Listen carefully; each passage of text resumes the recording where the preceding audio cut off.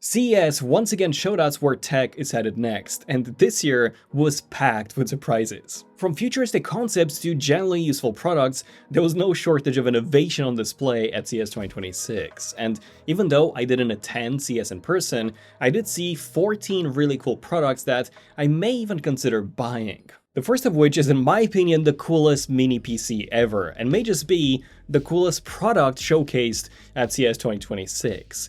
It's not actually a mini PC, but rather a keyboard that also, happens to house a mini PC inside of it. The EliteBoard G1A looks like a regular office keyboard, but inside of it, you can find a full-on PC that features an AMD Ryzen AI 300 series, along with built-in stereo speakers, and of course all the RAM, storage, and cooling, and all the essential ports that you would find in a laptop. Just connect it to a monitor or even two 4K displays via daisy chaining, power on the included prepared Bluetooth mouse, and you're ready to go. HP hasn't yet announced any pricing, but I'm expecting it to cost at least as much as a Mac Mini, so probably over $600. But at what price would you consider picking this one up? Let me know down below. Speaking of the Mac Mini, Lenovo have just announced what I consider to be a direct competitor to it.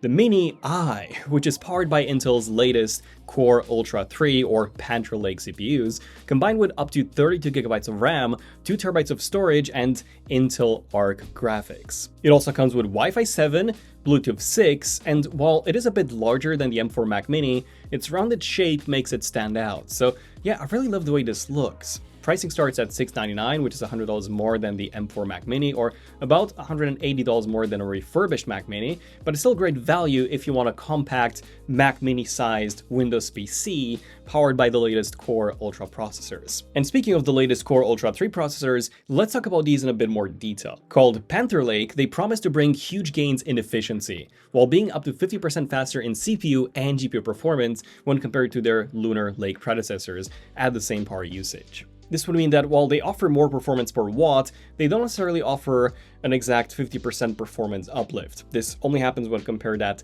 the same power draw. Now, don't get me wrong, it's still shaping up to be a huge upgrade, but I'll wait for some real-world benchmarks and results before I get too hyped. These chips are built on Intel's brand new 18A node and could allegedly offer up to 20 hours of battery life on a laptop, which would be more than an M4 MacBook Air. And good news for gamers, it can apparently run Battlefield 6 at over 120 frames per second, and that's without a discrete GPU, that's only with the built-in Intel Arc GPU, which is pretty impressive.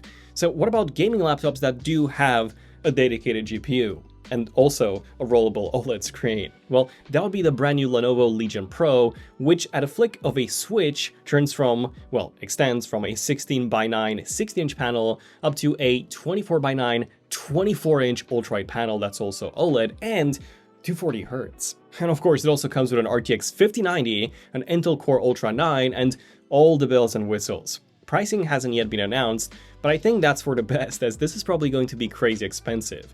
Also, right now it is just a concept, but I do hope it comes to the market as it looks truly unique and actually useful. And speaking of OLED, the brand new LG Wallpaper OLED TV is shockingly thin at just 9mm. And the coolest part, all of its inputs are wireless, as it uses this Zero Connect box that wirelessly transmits the signal at up to 10 meters in 4K and also 165 Hz. Just simply connect your source like a PlayStation to the Zero Connect box, and that's it. As long as you're in that 10-meter range, you're all set. And this TV also has a peak brightness of 2300 nits, or around 4 times more than a regular OLED TV. And speaking of wallpapers, our latest Resonant Radiance pack by Hanin looks gorgeous. And this is what I've been using on all of my devices, including the MacBook Air behind me. So feel free to grab yours in 8K from our app Wallpapers, linked down below. Now let's change the topic to robot vacuums. One of the biggest issues or challenges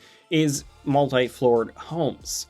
Well, this Roborock Saros rover can actually climb up and down the stairs, and even better, it also vacuums the stairs while doing so. The pricing hasn't been announced yet, but this definitely won't be cheap. Realistically, buying separate vacuums for each floor may still be more affordable, but this is undeniably a very cool product. Speaking of robots, but ones that don't vacuum, we have the Boston Dynamics Atlas. This new version is set to be shipped to Hyundai factories to actually start assembling vehicles. According to Boston Dynamics, this is the most humanoid robot ever created. It has a battery life of around 4 hours. It can even replace the battery itself, right? So you don't need to do anything.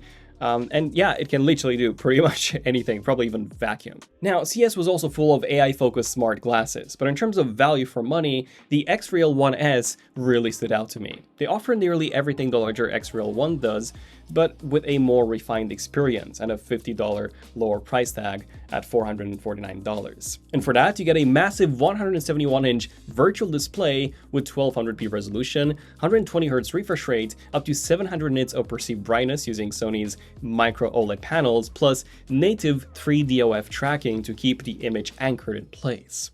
Now, let's go back to TVs because this year was full of new innovative tech, specifically RGB TVs, also called RGB mini LEDs, micro RGB or RGB mini TVs.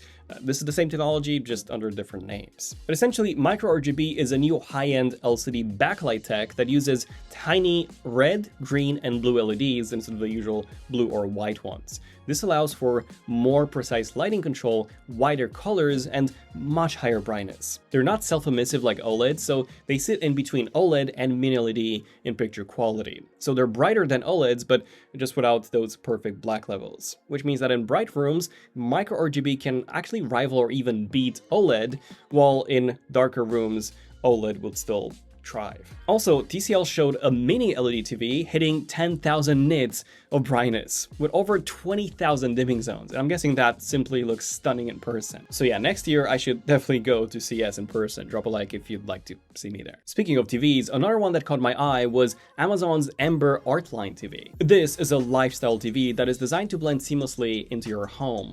And it kind of looks like a framed picture, similar to LG's Wallpaper TV or Samsung's Frame TV. Of course, it runs Fire TV OS and has Alexa integration, but the question is, would you actually buy a TV made by Amazon? Let me know down below. On a separate note, we've also had some Lego announcements. Yes, Lego. They introduced a new smart play system where you've got a smart brick that can make sounds or light up. It's got motion sensors. It's really smart. So you can do a lot of things to make your Lego creation smarter and cooler. Now, have you ever wanted a secondary phone where the main purpose of that is messaging with a BlackBerry style keyboard? If the answer is yes, then that's the brand new Clicks Communicator, made by the Clicks keyboard team and my fellow tech creator, Michael Fisher. You can easily mistake this for a 2010 BlackBerry. It has a headphone jack, a physical keyboard, a microSD card slot, and a minimalist app launcher. However, it runs on Android 16. So as smartphones grow increasingly complex and AI-focused, the Communicator aims to simplify things by prioritizing typing and voice-to-text recording while reducing distractions, according to Clicks. They also mentioned that this could be to a smartphone what the Kindle is to the iPad. And while it is a cool idea, I'm not sure I would carry around a secondary device just for that sole purpose, because I think the Clicks Power Keyboard is the superior product. This is a new keyboard that attaches to your current phone, but unlike the previous Clicks keyboard, this one uses MagSafe, so that you can use it in portrait or landscape orientation, and it even charges your phone. And finally, here are some more cool tech accessories that caught my eye.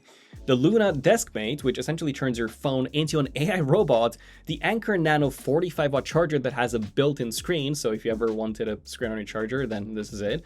And then also the Baseus PicoGo Mini Power Bank, an incredibly tiny 10,000 mAh power bank, which is really cool.